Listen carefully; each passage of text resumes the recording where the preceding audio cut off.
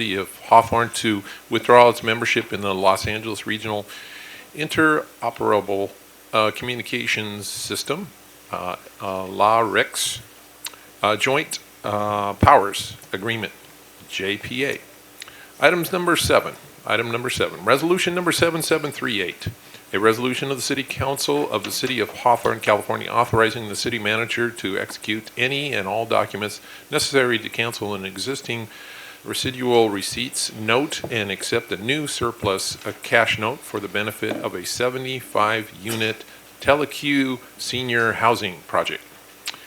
Item number 7, resolution number 7742, a resolution of the City Council of the City of Hawthorne, California, designated 122nd Street between Menlo Avenue and Freeman Avenue as a preferential parking zone.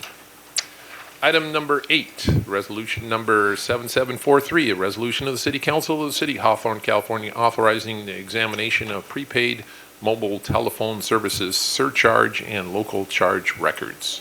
Item number 9, resolution number 7744, a resolution of the City Council of the City of Hawthorne, California, authorizing the city manager and the city attorney to execute certain documents required by the Board of Equalization to collect the city's utility user tax on prepaid wireless service for adoption. I'd like to pull number 8. I'd like to pull number 6. Discussion number 5. I'd like to pull number 9. Okay, let's I'd start. like to pull number 9. Let's vote on the rest. I move. Second. Please vote. Vote reflects mayor and city council voting yes. Item number 5. Please go ahead. To the chair. Yes. Thank you. With regards to the resolution 773 and to withdraw, I'd like to ultimately bring back the February 24th, 2009 to current, the expenditures that the city made in that time to the agency and report back. I also want to know if there's any equipment that we currently have that was purchased with regards to this program. And we could bring that back at a later time, but I want to ultimately know what the monies were and were not spent on this program.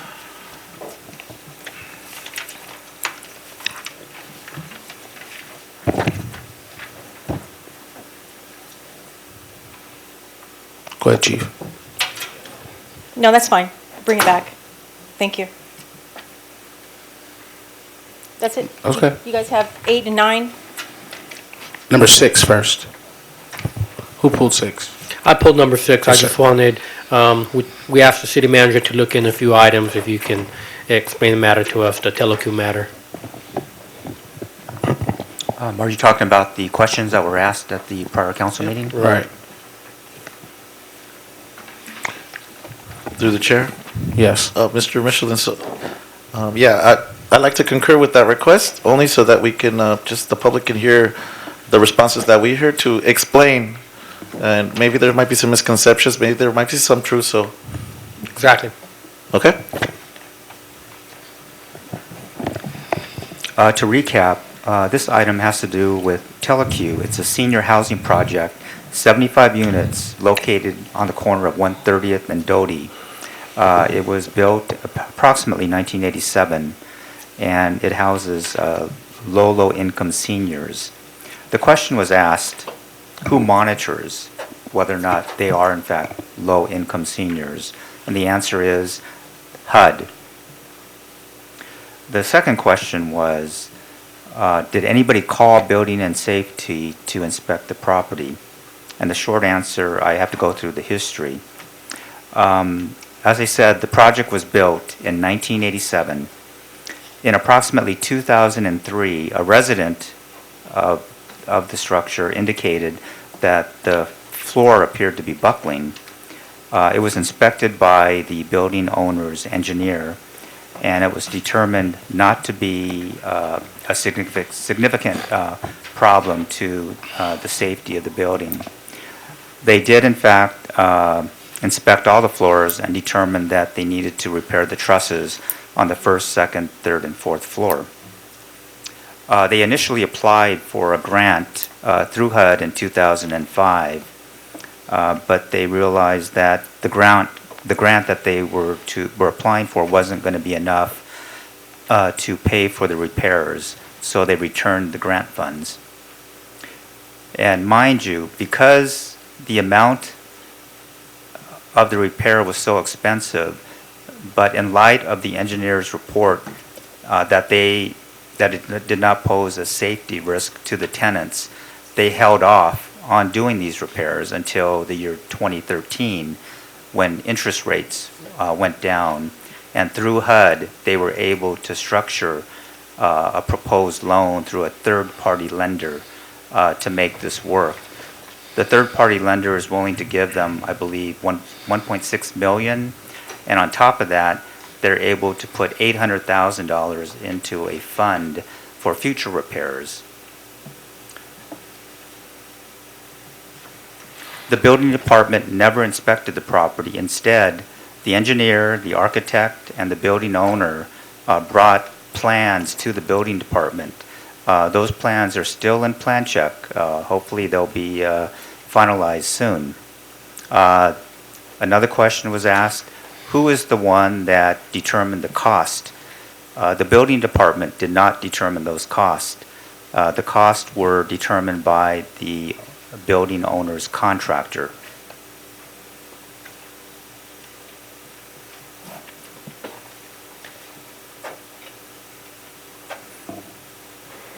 I believe Councilmember Vargas also asked, how does HUD determine whether or not the tenants are in fact low income?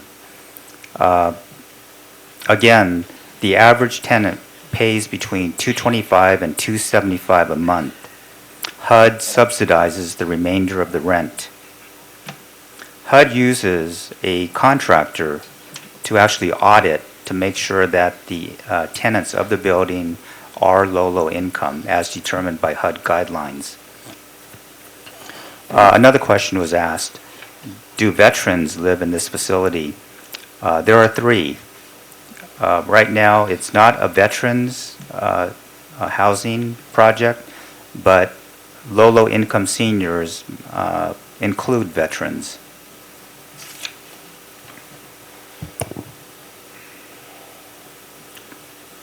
I may have answered this. Who is the lead agency on the project? It is HUD. Will the refinance have an impact on the amount of the rent? The answer is no. The rent will remain the same. The majority of the funds are being refinanced through a third-party lender. The small amount that involves city funds is actually not even city funds. It's just HUD funds in the amount of $80,000 based upon a note that was approved by the city back in 1987. And what the Teleq is asking the city to do is to cancel the $80,000 note and to replace it with an equal note of $80,000. And that's what we're doing. In exchange, they're extending the affordability covenants attached to this project by 20 years. I hope that answers everybody's questions. Is this going to have any effect on future HUD funds to the city or HUD funds to the city right now? No, Is this going to have any kind of effect on the city budget? no. This is restricted funds for low-income housing. So when the money is repaid back, this does not go into the general fund. Okay. To the chair. Yes. Let me just make mention that I did meet with the city attorney's office to get a better understanding of all the questions that was asked between Councilmember Vargas and myself, and just going over what you made mention with regards to, my concerns were the rent being altered because of the new note. So I just want to rest assured that residents are not going to be hit with an increase because of their building being reconstructed or fixed in a sense. So I'm satisfied with that, and I'm willing to move forward. Through the chair? Yes. Okay, I guess what I wanted to just kind of note, because there were some questions from our residents, and we're accountable to you. You've been hearing the word teleco is like a 6-letter word, but it sounds like a shorter word. And the reality is that there's seniors that are living here at this location, seniors, and there's a problem with their housing, where the roof over their head, or basically the floors over their head. So there's some urgency in repairing that and trying to improve their quality of life. So these are seniors. We're promoting senior housing as an alternative to the high-density housing that might be proposed. So we're asking for senior housing, for future senior housing. And how could we ask for future senior housing if we can't take care of the existing senior housing that we have now? So HUD is involved. There's a lot of accountability. There's a lot of hoops to go through to be able to qualify. HUD, is very strict, and they have a lot of oversight over this property. I feel satisfied that, if anybody's going to police this, it would be HUD. But to those people who are asking about Telecu's involved, Telecu, we have to separate the situation over there in Centinela that's going on with their support of candidates and whatever meddling's going on over there with this project that we have here. Not all the projects that Telecu does are questionable, and there's probably bad dealings, political dealings, etc. They own this property. They've owned it for a while, right, Mr. Mihara? 1987. 1987. That's about whatever, like 20 something years, 28 years or something like that. So there's a problem. There's some good oversight. We're not rewarding Telecu. So for those people that might think that, we're not rewarding. The money's going to go into repairs for seniors that are living there, and there's going to be oversight to cover this. So I just wanted to clarify that because I think there's urgency in this matter, and I think we should go forward. I move. Second. Please vote. Just clarification, Mr. Mayor. We're voting on 5 and 6 or only 6? I believe they just voted on 5, and Oh, we now they're have it. voting on 6. Yes, they did not We take did a not vote vote on on 5 yet. We did not take a vote on 5. Okay, So let's can make we- a motion. Can we Let's make separate, a- can let's we make a mo- separate the 5 and the Excuse 6? me, let me finish. Let's make a motion to move on 5. Do I got a second? I second. 5 I and just 6. made a second. He made a motion on 6. Let's vote. So that's Okay. both on 2. Okay, we're voting on both. 2. 5 and 6. Okay, just clarification. Thank you.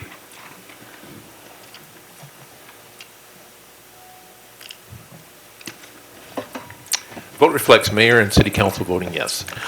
Item number 8, I understand you guys are trying to tax prepaid phones. Is that correct? Yes. Okay. Right now, a tax is collected on all wireless, but all cities and all counties in California aren't able to collect on prepaid phone cards that are sold at retail places like Target and Best Buy. And in order to capture that, the state passed AB 1717, which now allows the tax to be added to those prepaid cards over at Target and Best Buy. And the way that it's going to be done is through the State Board of Equalization. And the resolutions number 8 and 9 are connected. Right. It allows the city manager and the city attorney to sign the required documents necessary to start this process, and also assigns the task to the finance department to review all the records in order to make sure that the taxes are being collected appropriately. I have one issue with this tax with prepaid individuals that have prepaid phones. Number one, State of California, California Public Utilities Commission created a program called the Lifeline Program, which gives out 27, probably here just in the city of Hawthorne, 27,000 individuals from seniors to low income to veterans are eligible for free prepaid phones. It gives you unlimited minutes, unlimited text messaging for $22 a month, but which is subsidized back from the state of California. I want to make sure those individuals are not taxed. So it's 27,000 people just in our city that qualify for this program that, probably a lot of people don't know about. But that's a lot of individuals. I want to make sure they're not receiving a subsidy or bill, or even though it's 10, 11, 12 bucks, that even though the state of California is giving you the subsidy, that these individuals, because when they give them their social security number, all their information, they're getting a voucher that allows them to have this prepaid phone. I want to make sure that these individuals aren't receiving tax. The only person that's going to be able to tell you that is California Public Utilities Commission, which I need a letter from, and also our Board of Equalization President Drumward. So can we get letters from those? If those two say, those 27,000 people here in the city of Hawthorne aren't being taxed, I'm okay with it. Other than that, there's still, I'm sure my colleagues have a lot of things to say regarding people being taxed on prepaid phones. You're getting unlimited for $35. The reason why you're on, $35 prepaid, you don't want to be taxed additional $7, $8. You might as well go to postpaid. To the chair. Yes. And I have some other concerns as well. I know that there was made mention of reviewing records and going back. Yeah.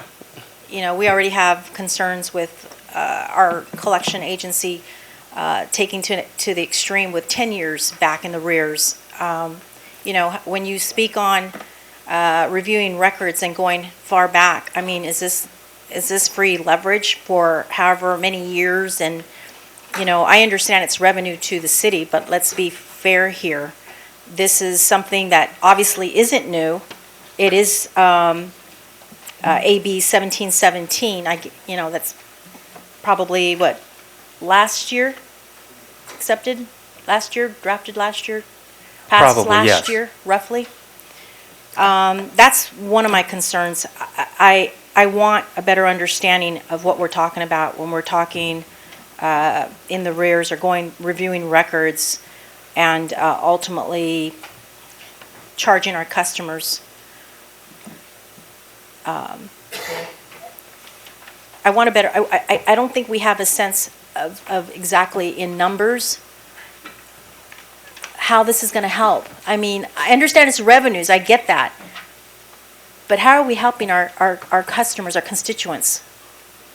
The reason why we're helping all of the citizens in the city is that the taxes are collected on not a consistent basis, because the people that are billed by Verizon or these other companies, they're being assessed a utility users tax.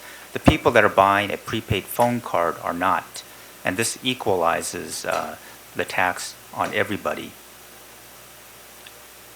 And the reason it's being brought to you today is the State Board of Equalization needs the resolutions by September 1st. We do have time. We can bring it back for the next meeting. I don't know how to answer the mayor's questions We have 2 on weeks. how we determine who's qualified when they buy a prepaid phone card, because we do have some procedures in the city where people come in to the city treasurer's office to apply for certain senior discounts. But how you do that when you buy a prepaid phone card, I don't know what kind of mechanism or procedure we can adopt to accommodate that. Can I just add, and I'm comfortable with tabling this item, and I'd like to get the support of the council as well, because there's a lot of unanswered questions here. I understand there's a request for a letter from, our Board of Equalization. That's a given. I'm sure he's going to be sending something anyhow, because it's his policy. However, I think we owe it to the residents and to ourselves to understand fully what we're asking with regards to review of records. Who's going to make those review of records? Is it the Board of Equalization? Is it our department? Is it staff time? There's a lot of unanswered questions, and I don't want to continue to have you answer everything. Maybe it's best if we just provide us either a legal confidential or provide us some sort of a report with all the questions that have been asked here tonight. Oh, that's fine. And bring that back? I'll bring it back. Okay. Okay? Thank you. Through the chair? Yes, sir. Yeah, I guess the group who would be reviewing this for Councilwoman English's towards her question was, our UUT revenue consultants will examine the local charge records. So we have consultants that are out there. But with regards to the vouchers that are given, ultimately the question I want to have is it a voucher that says, with this voucher you are entitled to a phone service with the phone, for this amount of time, for a month's worth of time? Or is it a specific, does the voucher come with a certain quantity? Because if it's a voucher that allows for somebody to use a phone unlimited use for the whole month or something, then I guess the whole argument against this tax would be, hey, we don't want the individuals to put money out of their pocket apart from that voucher to be able to pay a tax. Okay, so it should, but if it's a specific amount on that voucher, then the story changes, you know? They get to pay for a certain service, and they might have a little bit money left over on that voucher, and maybe this tax could be considered, but I kind of share their concerns on this. If you could find out how that voucher system works, please, because it could be either case, and then change the story here. Okay, we'll bring back number 8 and 9. Yes. Item number 10. Now is the time and place for the continued public hearing on Prime Minister Development Incorporated appeal of the City Hawthorne's denial of building and grading permits, Farmers Boys Restaurant. Proposed location, 2750 West 120th Street on lot number 2 of tract number 53336-02. The lot is currently occupied by a parking lot on the lot's northern portion and a retail use building on the southern portion. Declaration publication filed. No written communications were received.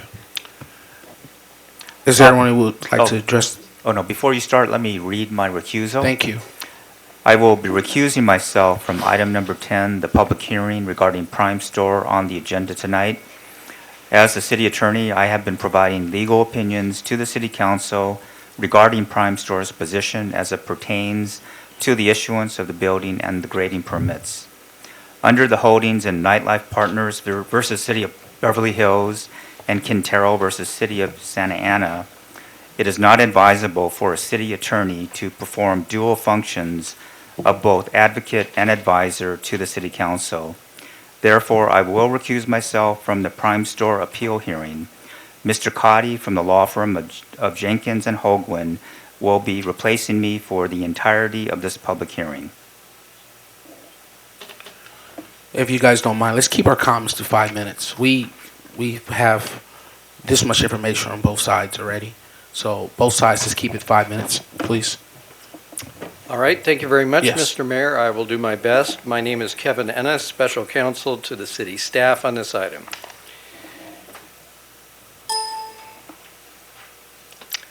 Why are we here tonight? We mentioned at our last public hearing, which was on April 14th, that the building official determined that Farmer Boys Restaurant needed a lot split. Prime Store has appealed the building official's decision, saying they don't want to have a lot split application process by the city. If no lot split approval is required, the Prime Store will be able to receive a building and grading permit without review by the Planning Commission. This is information on this slide about the site, former Northrop Grumman site located south of the 105 freeway. Here's a vicinity map that shows the location of the lot. It's kind of in the center. It's a north-south lot just south of 120th Street. This blue trapezoidal image is what's referred to as the runway protection zone. To the far left is the Hawthorne Municipal Airport. The location of the proposed restaurant is shown in about the center, in the center of the flight path. What is now on the Prime Store lot? As you know, there's a building on the southern side of their lot, which includes 3 tenant spaces, Ross Dress for Less, PetSmart, and a currently vacant unit. They're requesting to add a restaurant in the northern portion of their property. Here's another image of their project. The southern green is what's already there. That is a 3-tenant building. They're proposing to add the red restaurant. As further background, when this area was redeveloped back in 2001 as part of the Exchange Project, there were mitigation measures imposed to preclude development of this portion of the property. And specifically, it said no restaurant or other similar use of that density shall be located in the runway protection zone. That mitigation measure is no longer enforceable today, but is guidance to you. Here's the chronology of this particular application, beginning in August 27th of 2014. They, in fact, did submit a lot split application. In March, they withdrew it. Why is a lot split required? We have detailed information to you in the staff report and in this presentation, which I will speed through, but basically, if they want to lease the property for the development of a new freestanding building to be leased to somebody else, they need a lot split unless, and there's an exception which we'll explain in a minute, the project is not subject to some other local zoning or building review procedure. Here's what they did apply for back in August and they withdrew in March. So here's the exemption. If the project is not subject to review under other local ordinances regulating design and improvement, if it's not subject to review, then it is subject to the lot split procedure. We've concluded that this project under your zoning code is not subject to review for a CUP or design review, and therefore it is subject to the MAP Act. It doesn't fall into this exemption. We have talked exhaustively in the prior hearing and in the reports as to why the exception is not satisfied. And again, it's because this particular development isn't already subject to some review process under your own local zoning and ordinance regulating design and review, design and improvement. Their principal assertion, meaning the applicants, that merely reviewing the project under the building code is sufficient to meet that exception. And as being a local ordinance regulating design and improvement. We believe this is factually and legally inaccurate for 5 reasons. First, their position is contrary to the legislative history. And looking at that legislative history, it's clear that the legislature indicated that they would give cities the discretion to either have a local ordinance through their zoning process to regulate design and improvement or under the MAP Act. Mere compliance with the state building code is not consistent with this legislative history. Second, we believe that Primestor has misconstrued the building code and its impact. It's not a local ordinance regulating design of subdivisions. The city's building department did not draft the contents of that code. Ray Shun is not your planner. Greg McLean is. Ray Shun is your building official. Ray Shun does not review projects for design and compliance with the city's general plan. He is therefore not, Ray Shun, the person that would review this for design and improvement. 3, Primestor's position deviates in how the terms are defined and interpreted in the MAP Act. We have an expert opinion that we've brought before you by a gentleman named Alan Seltzer, who has written a letter that's in your materials that gives a good background on why the MAP Act definitions and how that's been interpreted by the courts over the years does not interpret a building code as being a kind of local ordinance regulating design and improvement. Number 4, Primestor's interpretation is contrary to the purpose of the MAP Act. The MAP Act, not the building code, is the primary regulatory control for design and improvement. Absent that review process, the city would have no opportunity to control how a lot is configured. And lastly, number 5, as I indicated, Primestor's argument defies preeminent expert opinion. We've sought and obtained that expert opinion. He's provided it to you, and it is before you. He has concluded that in a very compelling opinion, that the city's decision to deny the building and grading permit until a lot split application is processed and approved was a correct determination. This is important because if you accept Primestor's position that this is exempt from your lot split approval process, it will not go before the Planning Commission. You will lose control over the regulation of the shape, size, location, configuration of this particular lot. It'll mean automatic approval of additional buildings within commercial lots that meet basic building standards. This could happen to other properties in that vicinity. How many more buildings could be ministerially approved on the Primestor lot with no Planning Commission review? You see the red spot at the top, that's their proposal. There could be others approved as well. Here's an example of what could happen on other sites in the RPZ under this interpretation. You could have each one of those red dots be a separate building leased to fast food developers or others with ministerial review.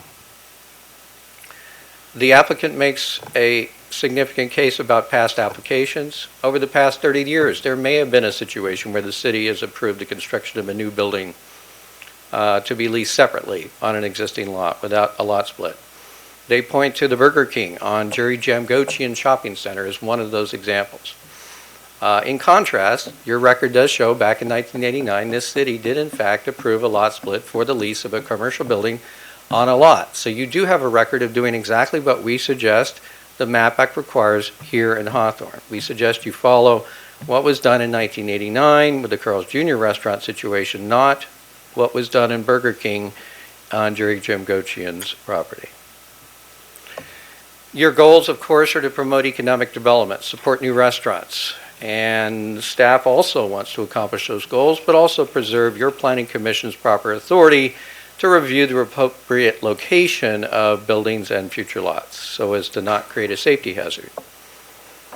This Planning Commission, if you allow this to move forward into their procedures and through the lot split, would be looking at safety of restaurants and patrons in this area, safety of aviators, appropriateness of this site as a restaurant. Look into what the FAA has determined and not determined. Lastly, two things, abrogation easement. We looked more closely at that document and have found language in it that precludes development on this site.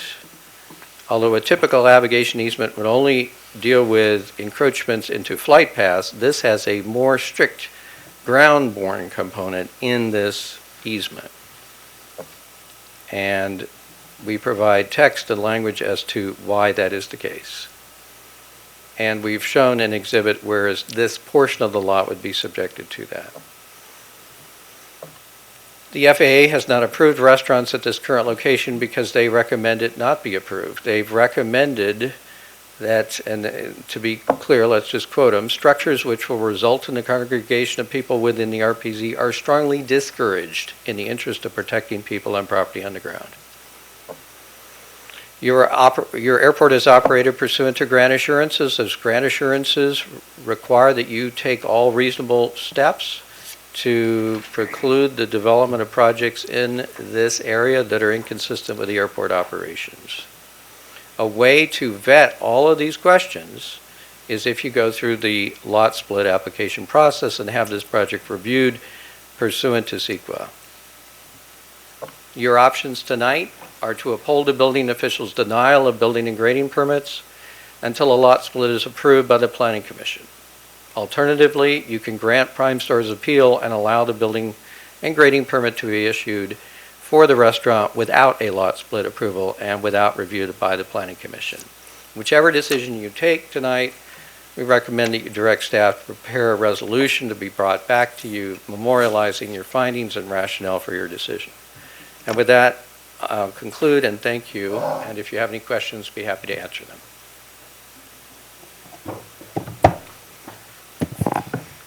I don't have any questions. Thank you. Yep. Good evening, Mr. Mayor. Council members, it's a pleasure to be here before with you tonight. I thank you in advance for your patience and your thoughtful consideration of our case.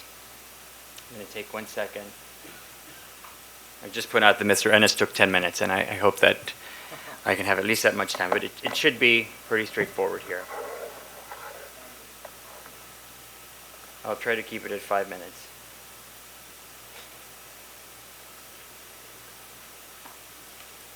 We submitted a number of documentations, and I also have hard copies of our PowerPoint if you'd like those. Is it okay to let me submit those? Might be easier to look at the hard copies rather than the screen there.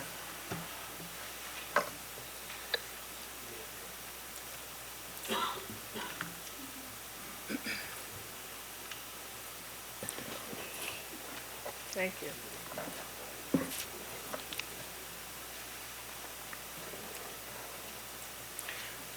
Again, my name is Alfred Fryho. I'm a partner at Shepard Mullen. I represent Primestore, the developer and owner of the property that's located at 120th Street and Wilkie Avenue. It is comprised rectangular site, as was mentioned. It has a PetSmart and a Ross Dress for Less. It's about 3,200 square feet, The proposed development is a restaurant of approximately 3,200 square feet. I want to point, as we made previously, is that the restaurant, as proposed on the site, is by right. What that means is that the restaurant is consistent with the general plan and consistent with all the zoning requirements that have been placed on the property as a commercially zoned property. The issue before you today, notwithstanding a number of other allegations that were made in correspondence that we received on Friday, in excess of about 100 pages, is very simple. And that is whether our project is exempt from having to apply for a lot split to build the commercial building. And by way of reference, the reason why we initially applied for a lot split was the fact that we wanted to sell that portion of the property. That's the reason why you need a lot split. We have no intention of selling it. We have every intention of continuing to own the entire property and continue to operate it as a unified development. The exemption under the MAP Act that applies in this case is when you have a situation when you're leasing a commercial center, the MAP Act, without this exemption, would apply. The exemption says that you qualify for the exemption so long as the city has the ability to review the project for design and development. Nothing that's been proffered by the city attorney or their alleged expert in the area rebuts the extensive information that we've provided that for every category under the definition of development and design, you as a city have the ability to review the project. What's not before you? I think this is important to mention. This notion of the RPZ, that was not the basis for the denial of the original building permit. The denial for the building permit was because the city attorney claims that the MAP Act applies. As you know, we disagree. The issue around FAA funding, obviously, respectfully, an important issue for you to consider. However, that is not the basis of why the building permits were denied, and that's not an issue before you tonight. There was a notion of an expired development agreement, mitigation measures that no longer apply. All these are a subterfuge to the very basic issue as to whether the MAP Act applies. And we believe that we have the legal basis to argue and also the practice of the city for a number of years to support the interpretation that a lot split is not required. In fact, Mr. Ennis, in the transcript that we submitted in our report, specifically acknowledged that none of these issues that he mentioned in his 10-minute presentation are at issue before you today. And the reason that is important is because we have before you a critical procedural issue. No one else that has been, in terms of the documentation presented, has indicated that any city in California, you have almost 500 cities in the state of California, not one has ever, and the city attorney or his special counsel or the expert that they allege to have retained have demonstrated, given us a specific example, how this position that they're now asking you to apply has ever been applied in any other jurisdiction in the state of California. As I mentioned, design and improvement is a critical piece here. Does the city have the ability to review the project on the basis of design and improvement? And we presented substantial information that has, again, not been rebutted in the level of detail that we presented it to you that would actually contradict our position on it.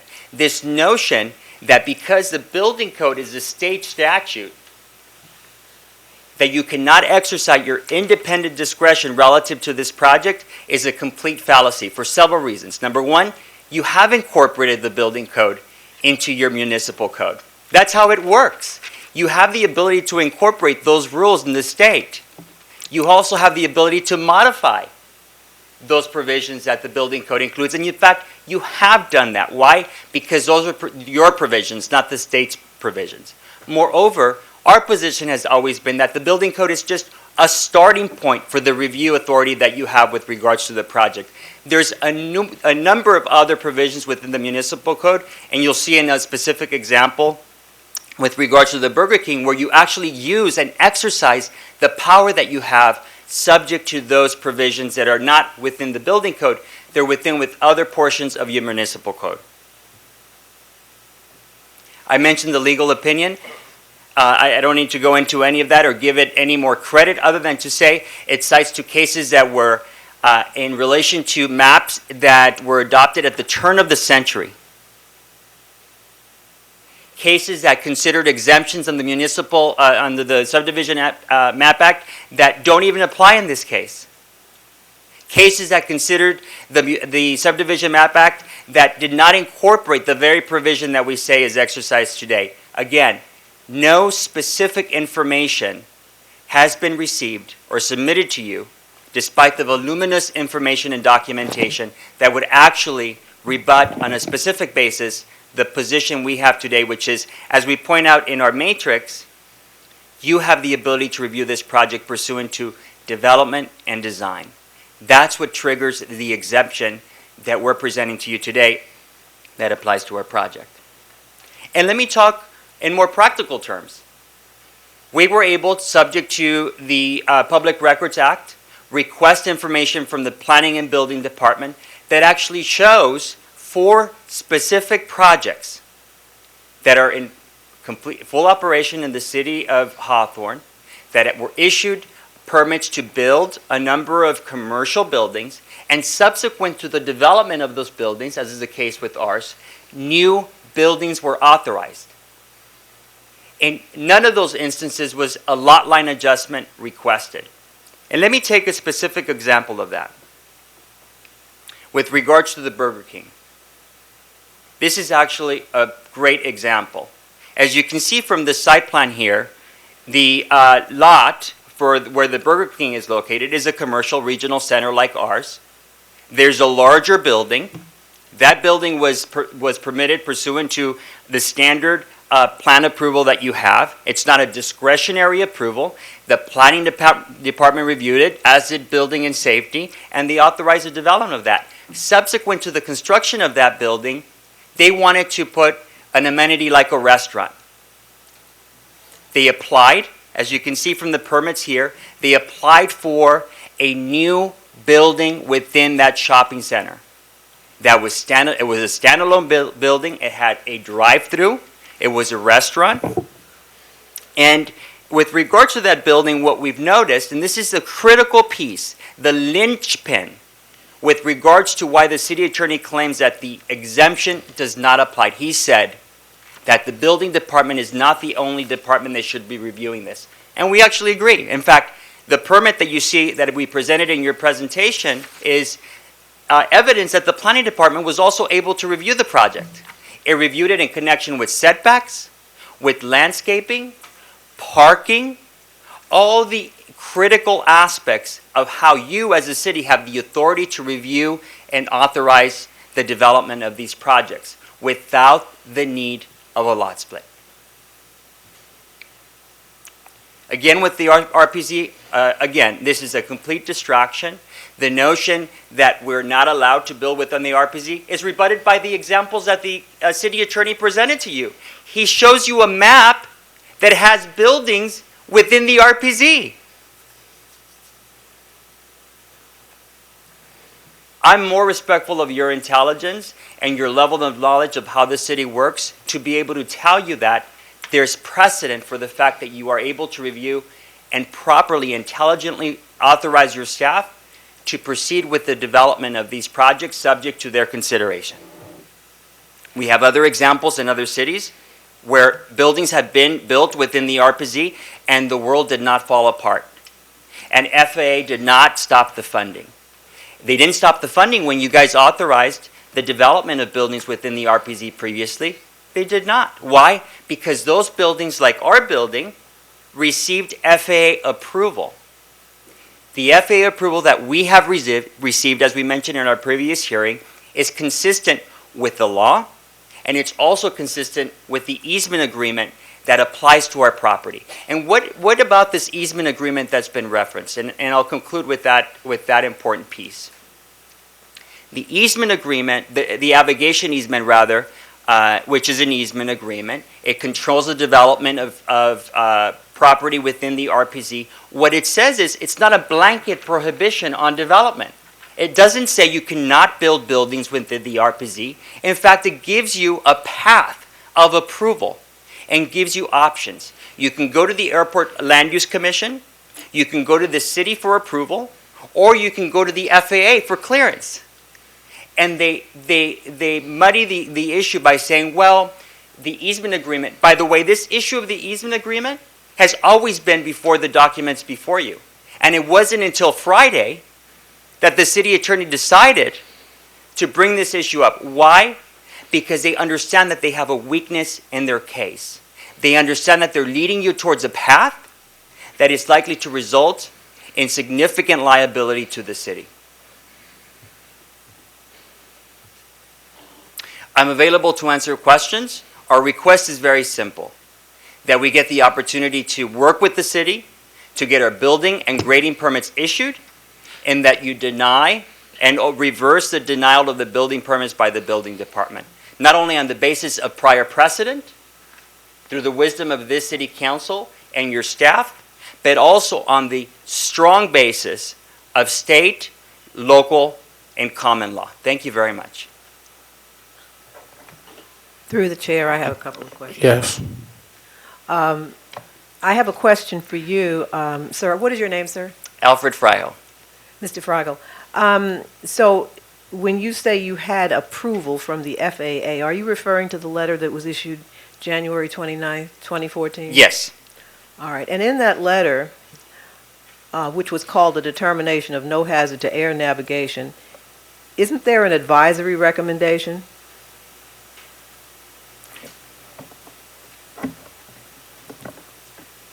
Council member, would you like to read that to me to refresh the language there? I'm happy to respond to Yes. it. Doesn't the advisory recommendation say that it informs the sponsor of the inadvisability of building a structure within the RPZ which will result in the congregation of people within the RPZ?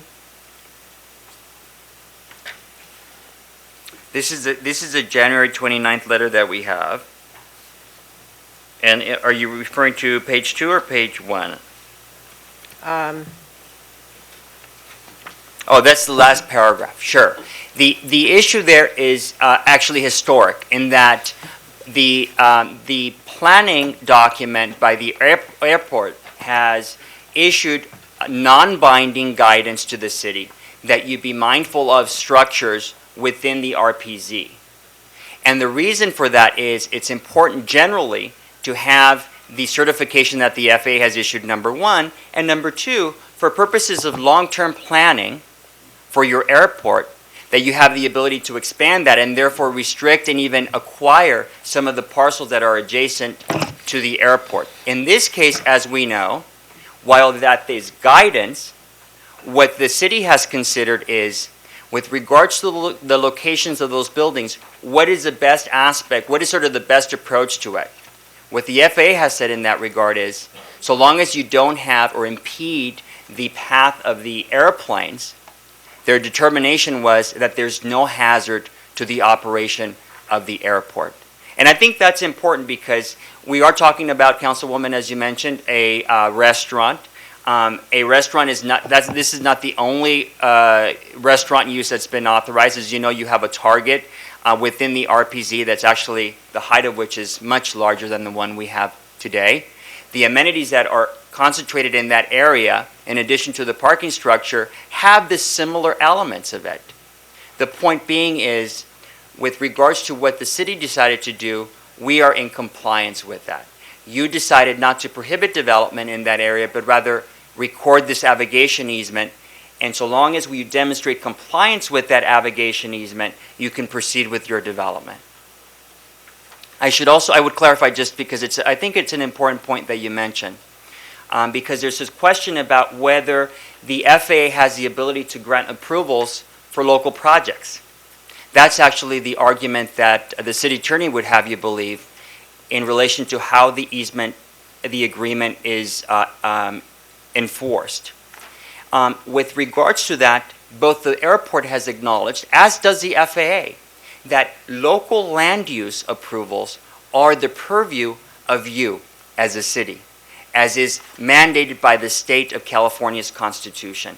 The local rules with regards to the approval of developments cannot be issued by the FAA. They can be issued by the airport. They can only be issued by the city. And you have adopted a general plan that actually allows for the development of restaurants in this property.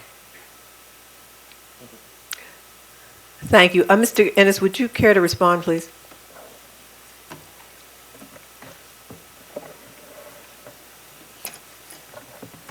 Thank you very much, Councilmember Valentine. If I might, I want to respond, if I could, to one of the statements he made on that no city has ever applied this. There's 500 cities in California, none, I think is what he said, has ever applied this exception in the manner that we're suggesting. I'm city attorney of 3 cities. I would never advise my city to do other than what I'm advising Hawthorne to do. Number 2, there are 3 other colleagues of mine in my firm that represent cities, and they also have advised and taught on the MAP Act. They agree with my interpretation. The Santa Monica City Attorney's Office agrees with our interpretation. The expert that we hired agrees with our interpretation. I think it's fair to say that most cities, if faced with this particular issue, would interpret it in a manner consistent with the manner in which we have been interpreting it.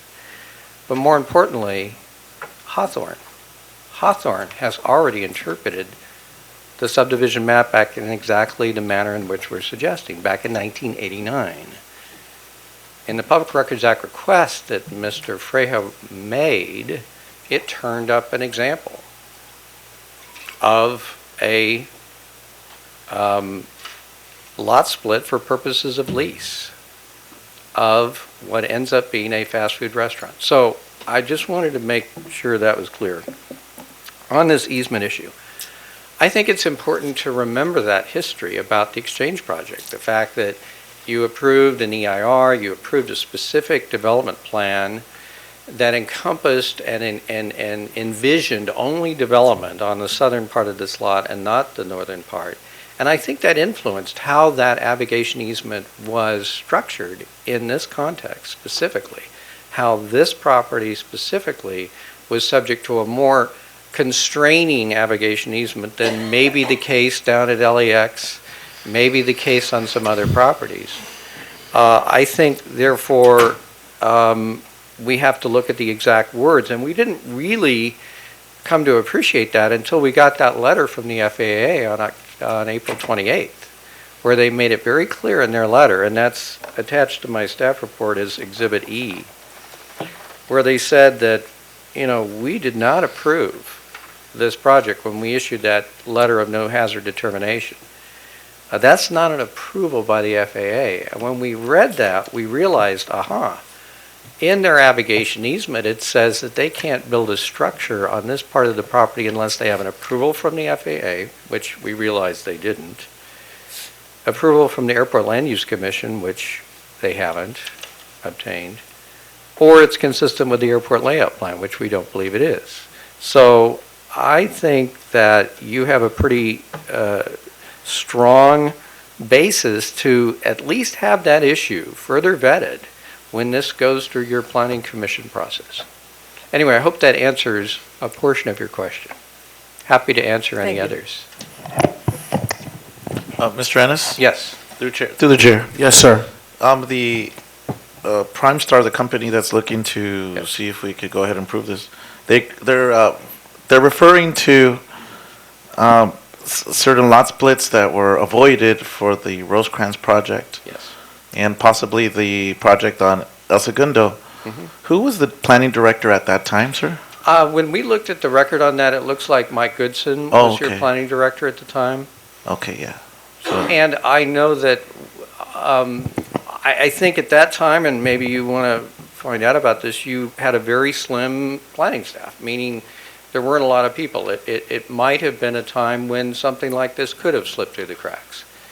But again, I want to point out what was interesting when we look into that record is to find that 1989 action where they in fact did require a lot split for a separate building. Yeah, he's no longer with the city. He was recently terminated, so, okay, thank you. Yes. To the chair. Okay, so earlier you made reference that Ray Shun is not the one, right? He's your building official, but he's not your planner. And that McLean is. Correct. Okay, so my question is, why Ray? Why wasn't it McLean? And that's the point. We feel it should, meaning a building, they applied for a building permit and a grading permit. That goes to your building official. And your building official, on the advice of your city attorney's office and our office, we advised them saying, until there's a lot split, no building permit should be issued. And that's what he decided. If and when it's determined that this requires a lot split, it will go before Greg. It will go before his department and will be processed through your planning commission. So they will be brought into that process at that point. And I'm reading your PowerPoint, page 8, where there's quotes and comment from our planning director. That's actually from Mr. Frejo's PowerPoint, I think it was. Oh, sorry about that. And that's Yeah. correct. I believe these are correct quotes from Mr. McLean, who at your last public hearing on April 14th did kind of agree that he thought that some of these prior actions might have been done at a time where they didn't require a lot split. That was, I think, it was his strong suspicion that it might not have gone through those procedures back then. Well, it's, in looking at the record, we can't find, other than that one example in 1989 where those kind of things did go through the lot split approval process. Okay. Certainly in the Jamgochi and Burger King example, it appears there is no evidence of a lot split. But we don't feel you're bound, just because you did it in that one instance, you're bound to repeat that same approach. You have a right to look at the code, the law, the facts, and apply it as we feel the law requires. Can I inquire with our city manager and possibly Mr. McLean? Can you provide, in short, what is the process for a project such as this? What is on the books today? I defer to planning director. Thank you.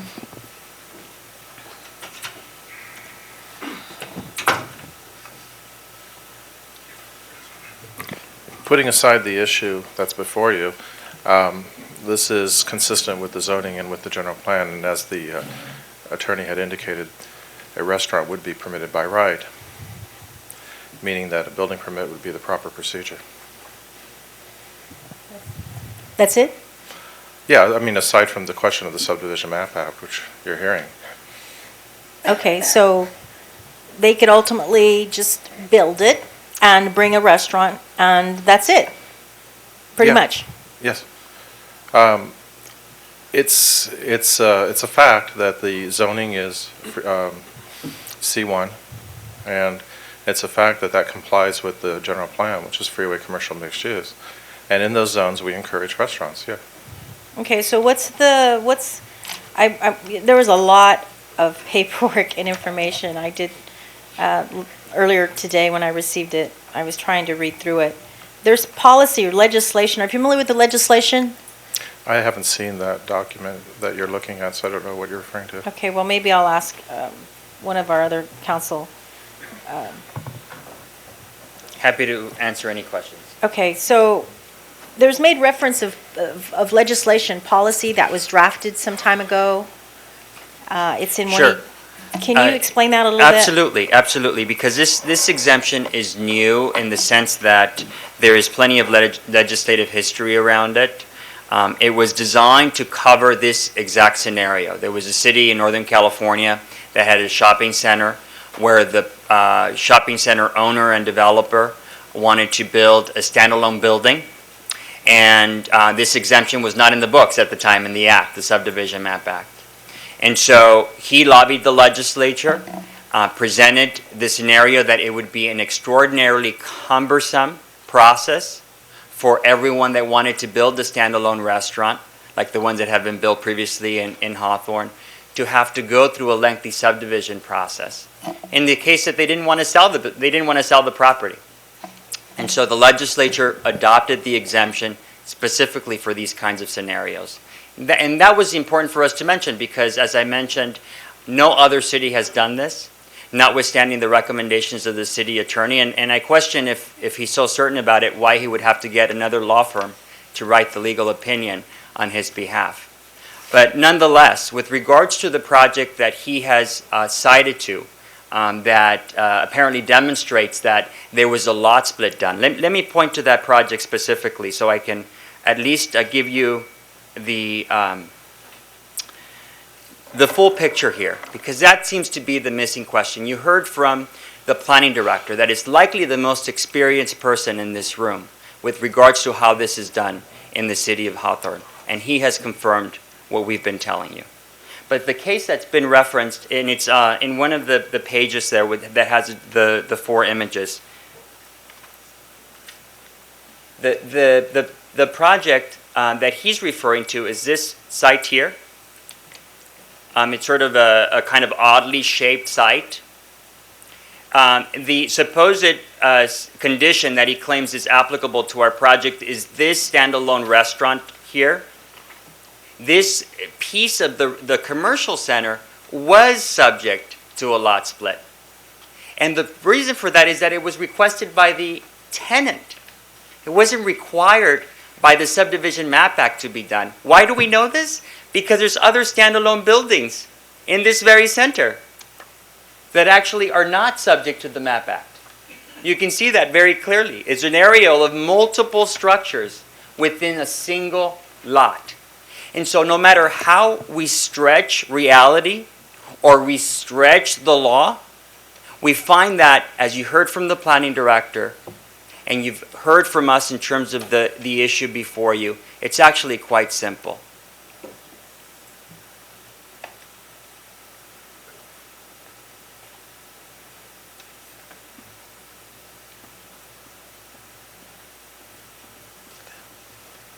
Can I direct my next question to Mr. Ennis, right? Yes. You made mention earlier that if we allowed this, that we're ultimately providing, maybe not providing the Planning Commission an opportunity to approve these types of projects and ultimately would not be needed to go through the Planning Commission whatsoever. That's right. Because under your current zoning ordinance, you do not have these kind of restaurants subject to a CUP or design review. And so if you find the exception, meaning that the building code is sufficient to review this, then you don't need to go through a lot split, then the Planning Commission would not see this. So again, we conclude that this is subject to a lot split and should go before your Planning Commission. I want to go back a few years. I've been here 28 years? And I've been very active in the community and was probably even before I even became a council member. But I remember the development over at 120th and Crenshaw. And I remember the FAA writing a letter ultimately to the city and basically saying, making some recommendations basically. And if I remember correctly, they weren't highly considerable of the projects along that zone there at Van Ness, 120th, Crenshaw in that